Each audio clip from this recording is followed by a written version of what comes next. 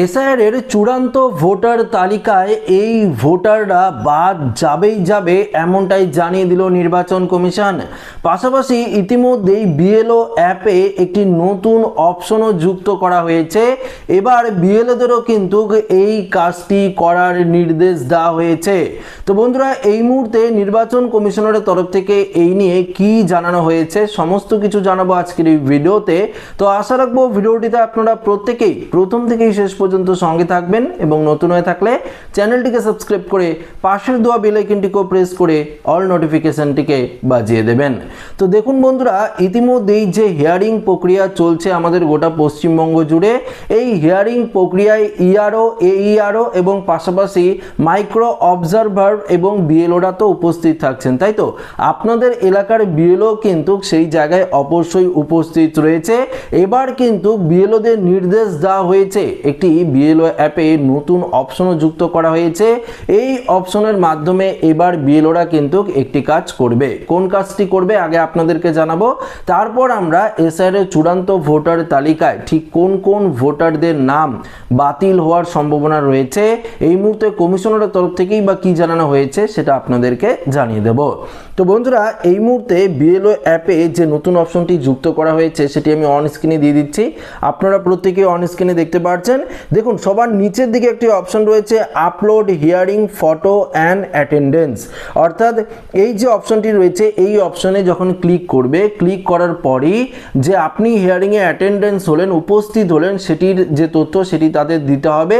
পাশাপাশি গ্রুপের ফটো, অর্থাৎ আপনি তো দাঁড়িয়ে থাকবেন, পাশাপাশি আপনার সাথে যারা হিয়ারিং করছে, অর্থাৎ ধরুন ইআরও, এইআরও, আপনার হিয়ারিং যারা নিচ্ছে তাদের একটি গ্রুপ ফটো কিন্তু এখানে আপলোড করতে হবে বিএলওদের।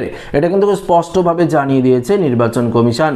দেখুন, নির্বাচন কমিশনের তরফ থেকে এই হিয়ারিংকে নিয়ে যেমন কড়াকড়ি পদক্ষেপ নেওয়া হয়েছে, তেমনই কিন্তু একের পর এক নতুন নতুন পদক্ষেপও কিন্তু নেওয়া হচ্ছে। যেমন দেখুন, কালকেই আমি আপনাদেরকে আপডেট দিয়েছিলাম যে আরও স্পেশাল অবজারভার যারা রয়েছে, পর্যবেক্ষকের দল নিয়োগ করা হয়েছে যারা সুপার চেকিং প্রসেসটি করবে। অর্থাৎ আপনি যে হিয়ারিংয়ে গেলেন, ডকুমেন্টস তো আপলোড হলো, সেই ডকুমেন্টস যেগুলো বৈধ নথি কিনা সেটি কিন্তু অর্থাৎ সুপার চেকিং, সেই সুপার চেকিং করবে বিশেষ পর্যবেক্ষকের যে টিম রয়েছে সেই পর্যবেক্ষকের টিম। এবং সুপার চেকিংয়ের পর যদি মনে হয় তাদের যে আপনি বৈধ নাগরিক, পাশাপাশি না আপনি যে ডকুমেন্টসটি দিয়েছেন সেটি আপনার হিয়ারিংয়ের জন্য উপযুক্ত, তাহলে কিন্তু আপনার নাম অ্যাপ্রুভ হবে, না হলে কিন্তু অ্যাপ্রুভ হবে না। এটা কিন্তু পরিষ্কার জানিয়ে দিয়েছে নির্বাচন কমিশন। আসুন, এই মুহূর্তে যে গুরুত্বপূর্ণ আপডেটটি উঠে এসেছে চূড়ান্ত ভোটার তালিকাকে নিয়ে সেটি আপনাদেরকে জানিয়ে দেই। বিশেষ নিবিড় সংশোধন প্রক্রিয়ার শুনানিতে নির্বাচন কমিশন নির্ধারিত নথি ছাড়া অন্য কাগজ জমা দেওয়ায় ভোটারদের নাম চূড়ান্ত তালিকা থেকে বাদ যাবে বলে জানানো হয়েছে। এটা তো আপনাদেরকে আগেই জানিয়ে দিয়েছিলাম যে এসআইআরে আপনাদের যে নথিগুলো দেওয়ার কথা সেই নথিগুলোর বাইরে যদি আপনারা অন্য কোনো নথি দেন তাহলে কিন্তু চূড়ান্ত তালিকায় আপনার নাম বাদ যাবে। এটা কিন্তু স্পষ্টভাবে জানিয়ে দিল নির্বাচন কমিশন। কমিশন সূত্রে খবর, যেসব ভোটার শুনানিতে তলব পেয়ে উপস্থিত হয়ে নির্দিষ্ট নথির বদলে ভিন্ন নথি জমা দিয়েছেন তাদের চূড়ান্ত তালিকায় অন্তর্ভুক্ত করা হবে না। নির্বাচন কমিশনের প্রকাশিত তালিকা অনুযায়ী এমন ভোটারের সংখ্যা ইতিমধ্যেই কয়েক লক্ষ ছাড়িয়েছে। তো বুঝতেই পারলেন, আপনাদেরকে বলেছিলাম যে এই যে একটি অর্থাৎ এই যে খসড়া ভোটার তালিকা প্রকাশিত করা হয়েছিল তার আগেই 58,20,000 ভোটার নাম বাতিল হয়েছিল। এটা তো আপনারা জানেন। পরবর্তী এখন যে হিয়ারিংয়ের স্টেপ হচ্ছে, এই হিয়ারিংয়েও লক্ষ লক্ষ ভোটারের নাম কিন্তু বাতিল হবে। ইতিমধ্যেই তার যে গুরুত্বপূর্ণ আপডেট সেটা কিন্তু আগেই জানিয়ে দিল নির্বাচন কমিশন। দেখুন, এখানে কি বলেছে সেটাও জানিয়ে দিচ্ছি। এদিকে যেসব নির্বাচনী আধিকারিক এই ধরনের নথি গ্রহণ করে অনলাইনে আপলোড করেছে তাদেরও একটি পৃথক তালিকাও কমিশন তৈরি করেছে। দায়িত্বে গাফিলতি ও বিধিভঙ্গের প্রমাণ মিললে সংশ্লিষ্ট আধিকারিকের বিরুদ্ধে আইনি ব্যবস্থা নেওয়া হবে বলে কমিশন সূত্রে খবর। অর্থাৎ যে সমস্ত আধিকারিকরা, নির্বাচন কমিশনের আধিকারিকরা এই যে অবৈধ নথিগুলো নিয়েছে, যেই নথিগুলো চলবে না হিয়ারিংয়ে, যদি আপনারা এখনকার অনেকেই কী করেছে, এখনকার ব্যাংকের বই, রেশন কার্ড, আধার কার্ড শুধুমাত্র দিয়ে চলে এসেছে, পাশাপাশি জব কার্ড দিয়ে চলে এসেছে, পাশাপাশি প্যান কার্ড দিয়ে চলে এসেছে, সেই সমস্ত ডকুমেন্টস তো চলবে না। 13টি নথির বাইরে অন্য কোনো নথি চলবে না, এটা তো আপনারা জানেনই।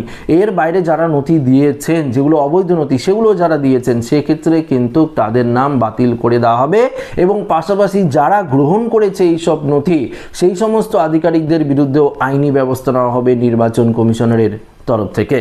এখানে কি বলেছে নির্বাচন কমিশন জানিয়েছে, ভোটার তালিকার নির্ভুলতা বজায় রাখতে নির্ধারিত নথি যাচাই অত্যন্ত গুরুত্বপূর্ণ।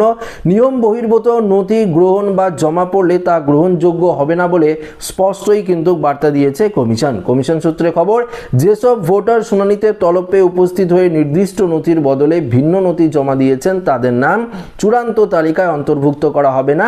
নির্বাচন কমিশনারের প্রকাশিত তালিকা অনুযায়ী এমন ভোটারের সংখ্যা ইতিমধ্যেই লক্ষ লক্ষ ছাড়িয়েছে। তো আশা করি আপনাদেরকে বোঝাতে পারলাম। উপযুক্ত নথি ছাড়া আপনারা যদি অন্য কোনো নথি জমা দিয়ে থাকেন, আপনারা যারা হিয়ারিংয়ে গেছেন অন্য কোনো নথি যদি জমা দিয়ে থাকেন, তাহলে ফাইনাল লিস্টে আপনার নাম উঠবে না। আমি একটা কথা বারবার আপনাদেরকে বুঝিয়ে দিই যে কোন কোন ক্যাটাগরির ভোটাররা কি কি ডকুমেন্টস নিয়ে যাবেন, সেগুলো নিয়ে আমি বারবার বলেছি, কয়েকটি ভিডিও দিয়েছি। আপনারা যদি সেই ভিডিওগুলো দেখে থাকেন তাহলে হিয়ারিংয়ে গেলে আপনার কিন্তু কোনো রকম সমস্যায় পড়তে হবে না। উপযুক্ত ডকুমেন্টস আগে থেকে আপনারা সাজিয়ে নিতে পারবেন, সেই সঙ্গে আপনার হিয়ারিং প্রসেসটা 100% কিন্তু সফল হয়ে যাবে। যখন আপনার ডকুমেন্টস সুপার চেকিংয়ে পড়বে তখনও কিন্তু আপনার নাম বাতিল হবে না, অ্যাপ্রুভ কিন্তু হয়ে যাবে।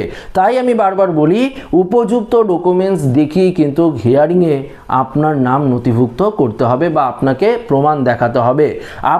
আপনার ধরুন ভোটার কার্ডের নামের বানান ভুল রয়েছে, বা আপনার বাবার সাথে আপনার বাবার বয়সের যে তফাৎ সেটা খুব কম রয়েছে বা বেশি রয়েছে, বা আরও বিভিন্ন যেই কারণে আপনাকে হিয়ারিংয়ে ডাকা হয়েছে, সেটাই কিন্তু আপনাদের সমস্যাটা দূর করতে হবে। তার জন্যই উপযুক্ত প্রমাণ বা নথির প্রয়োজন হবে। যদি আপনারা সেই সঠিক নথিটি দেখাতে পারেন তাহলেই হয়ে গেল, আদারওয়াইজ অন্য কোনো নথির প্রয়োজন পড়বে না। যারা আনম্যাপ ভোটার রয়েছেন তাদের জন্য তো 13টি নথি লাগবেই। 13টি নথির মধ্যে যে কোনো একটি নথি লাগবে। 13টি নথির মধ্যে আধার কার্ডও উল্লেখ রয়েছে, তবে আধার কার্ড শুধুমাত্র দিলে হবে না, আধার কার্ড ছাড়াও অন্য নথি আপনাদের প্রডিউস করতে হবে, অর্থাৎ দেখাতে হবে।